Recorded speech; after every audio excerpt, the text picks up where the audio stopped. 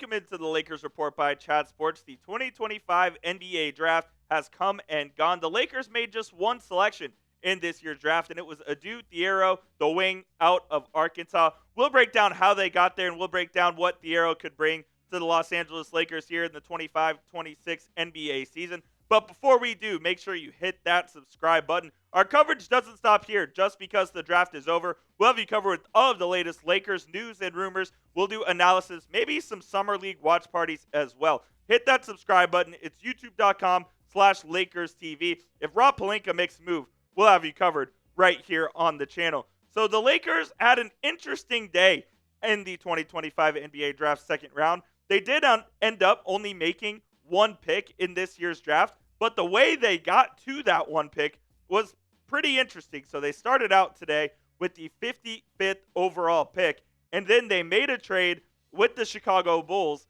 to move up 10 spots to number 45. They gave the Bulls cash considerations.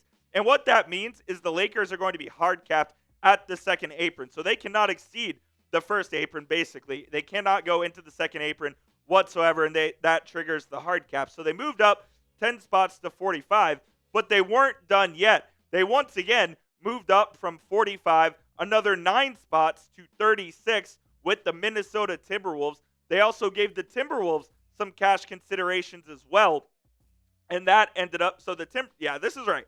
So the Timberwolves ended up receiving this from the Phoenix Suns, and then the Timberwolves flipped that pick to the Los Angeles Lakers, and the Lakers ended up with pick number 36, where they selected Adou Thiero, the wing out of Arizona. And I said earlier when I was originally breaking down the pick that I thought Theiro was an interesting selection for the Los Angeles Lakers, and I kind of want to reiterate that as well. The 6'6 wing, 218 pounds from Pittsburgh. He was a junior. He played under John Calipari for the Arkansas Razorbacks last season. In 27.5 minutes a night, averaged 15 points a game, almost 6 rebounds, and shot 54.5% from the field.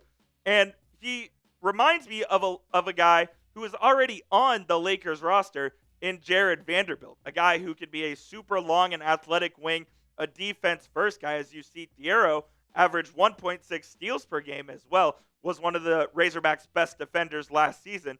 And the way I look at Theiro is he's not someone that's going to create his own shot off the dribble. He's not a great three-point shooter either. He really isn't able to create for himself or others in offense. He's very much a guy who needs to basically get handed the ball under the basket, and he'll either go dunk it or he'll make a play around the rim. He does have a decent touch around the rim as well, but he's a really heady basketball player who knows his role and knows how to play it. And that's where I think he could be valuable to the Lakers. And given the Lakers' current wing situation where Dorian Finney-Smith is potentially opting out of the final year of his contract and could become a free agent. You have Rui Hachimura on the verge of potentially becoming a free agent. I believe Jared Vanderbilt is going into the last year of his deal as well. And then LeBron James could be playing his final season in the NBA this year. So with the uncertainty around the wing position for the Lakers, drafting Theiro certainly makes a lot of sense.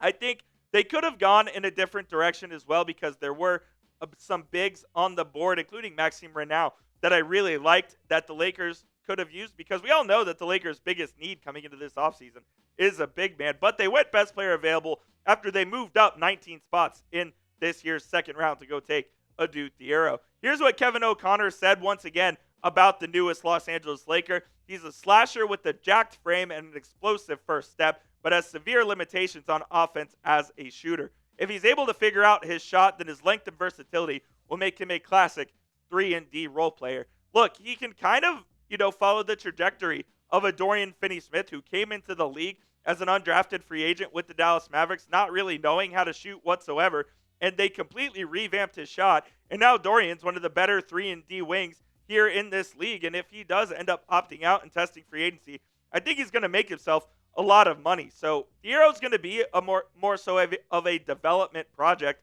where he might take a couple of years. He may play a lot of games for the South Bay Lakers this season in the G League.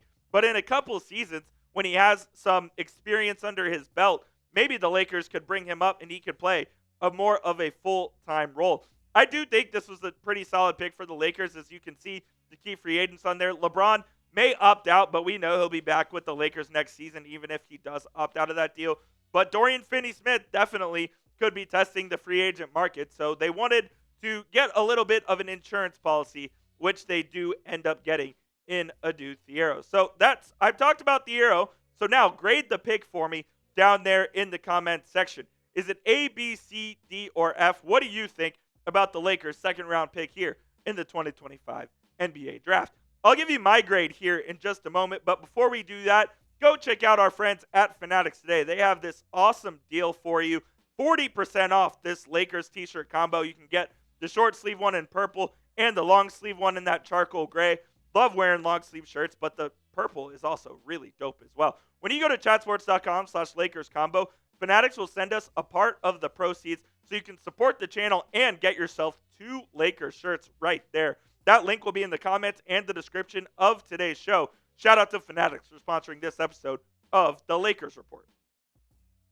I'm going to give this a B grade for Adou Thiero. I think he's going to turn into a pretty decent player. The reason why it's not an A is because I don't think Theiro can help the Lakers right now, which let's face it, the Lakers are in a win now scenario given the current state of their roster with LeBron James and Luka Doncic on this team.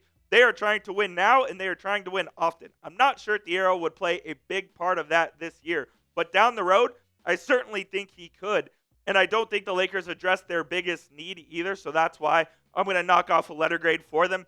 But it's still a very solid pick. I think a D, especially they moved up 19 picks. They didn't have to give up any assets, only cash considerations for both the Chicago Bulls and the Minnesota Timberwolves. So all in all, I think this is a very decent pick in Adou Thiero, the wing out of Arkansas. One last move we got to talk about before we get on out of here. The Lakers did make a UDFA signing. It is a two-way signing. Eric Dixon out of Villanova. Dixon is a 5-year college player, and last year for Villanova, he averaged 23.3 points, 5 rebounds, almost 2 assists, and shot 40% from 3 this season. So he's going to be on a two-way deal for the Los Angeles Lakers, and I really like this pick. When you're looking for guys who are undrafted free agents and two-way guys, my philosophy is always go find the guys who played 3, 4, maybe even in this case 5 years in college, because those are the guys that are going to be ready to help you right away.